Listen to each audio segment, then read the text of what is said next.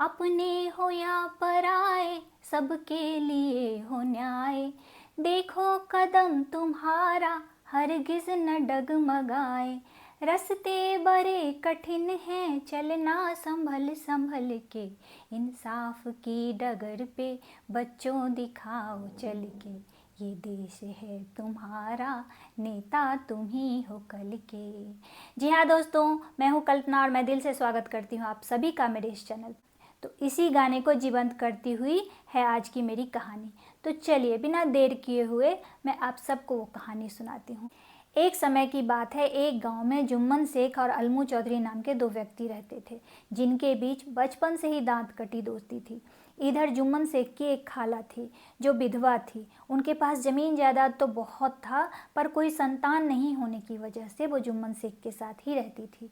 पहले तो सब कुछ ठीक ठाक चलता रहा, लेकिन जब से खाला ने अपनी ज़मीन जायदाद जुम्मन शेख के नाम की, तब से करीमन यानी जुम्मन शेख की वाइफ का बर्ताव खाला के प्रति बदल गया।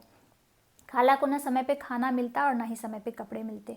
इन सब चीज़ों से खाला बहुत परेशान हो गई और उन्होंने पंचायत बुलाने की सोची। इस पंचायत में अलमू चौधरी को भी शामिल किया गया।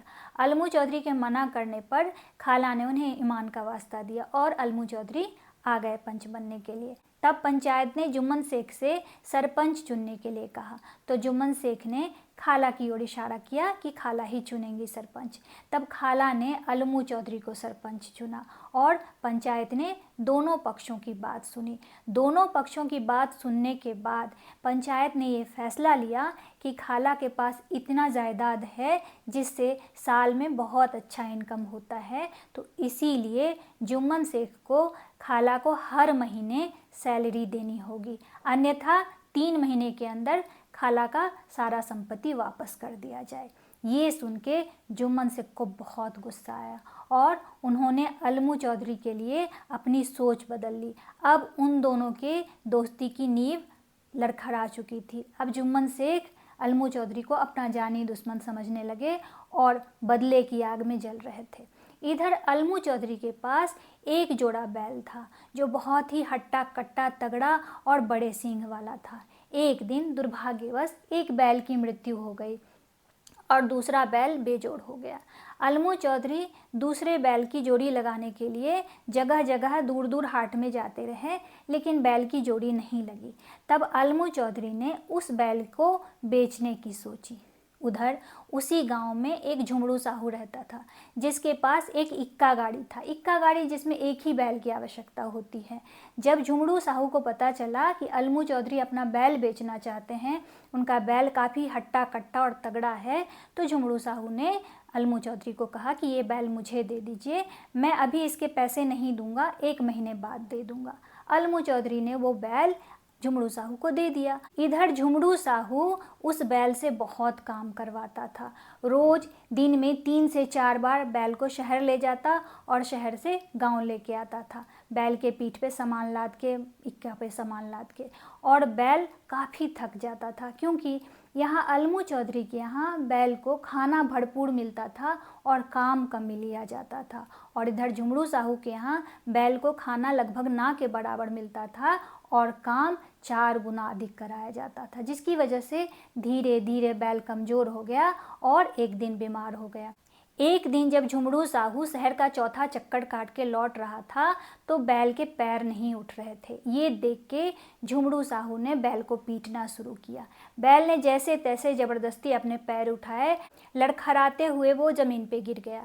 ये देख के झुमरू साहू ने बैल की दोनों टांगें खींची और नाक में कील डाल के ज़ोर ज़ोर से मारने लगा, जिसकी वजह से बैल की मौत हो गई। और अब रात हो चुकी थी। झुमरू साहू घर भी नहीं जा सकता था क्योंकि इक्का खींच के कैसे ले जाता। तब झुमरू साहू ने उस रात वहीं बिताने की सोची, लेकिन रात में जो इक्के पे तेल के डब्बे भरे हुए थे, तेल का गैलन था, वो चोरी हो गया और उसके पास कुछ नगद रुपए थे, वो भी चोरी हो गया, जिसकी वजह से झुमरू साहू बहुत बौखला गया।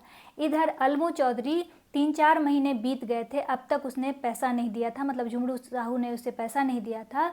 तो अलमू चौधरी बार बार उसके पास तगेता पे तगेता भेज रहे थे, पर झुमरू साहू उसे पैसा देने के लिए तैयार ही नहीं था।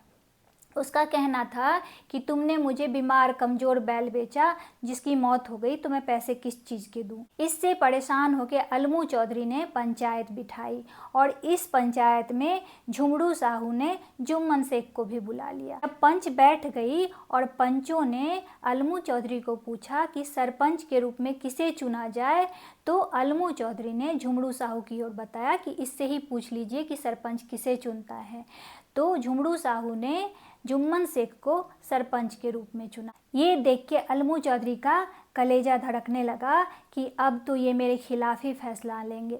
इधर जुम्मन शेख ने सोचा कि आज बदला लेने का मौका आया है, आज मैं कस के इस अलमू चौधरी से बदला लूंगा। लेकिन ये क्या, जब जुम्मन शेख सरपंच की गद्दी पे बैठे तो उन्हें सामने अलमू चौधरी या झुमड़ू साहू नहीं दिख रहे थे, उन्हें केवल न्याय दिख रहा था।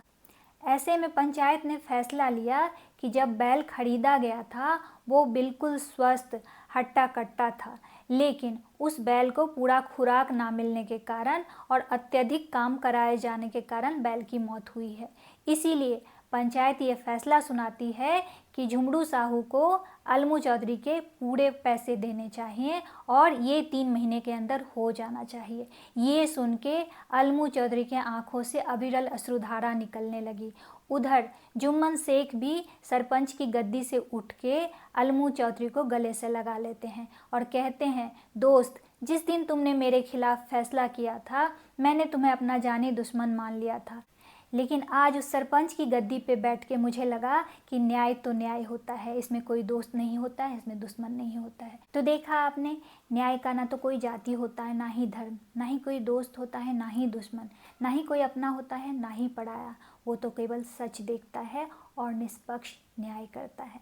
आशा करती हूँ मेरी ये कहानी, जिसे मैंने महान कहानीकार मुंशी प्रेमचंद के कहानियों में से लिया है, आप लोगों को अच्छी लगी होगी। अब आप सबसे विदा लेती हूँ, लेकिन जाने से पहले फिर से वही बात दोहराना चाहूँगी कि हर नामुमकिन मोड़ से गुजर के जाना है, हौसलों से कह दो मंजिल खुद बनाना है। मिलती हूँ एक नई वीडियो में एक नई कहानी के साथ, तब तक के लिए आप सबको